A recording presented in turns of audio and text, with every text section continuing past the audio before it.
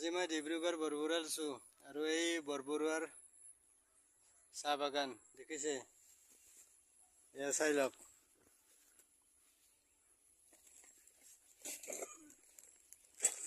এই বৰবৰুৱাৰ চাহ বাগান আৰু এই ৰাস্তাৰে মই আহি আছোঁ।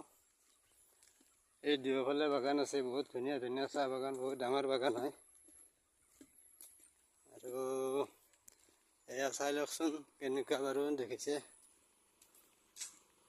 মই দেখুৱাই আছোঁ বাৰু।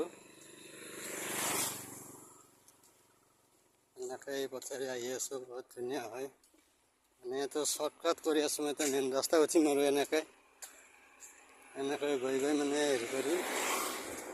অলপ আগত মেইন ৰাস্তা আছে আৰু এই ৰাস্তাৰে এনেকৈ গাড়ী গৈ থাকে।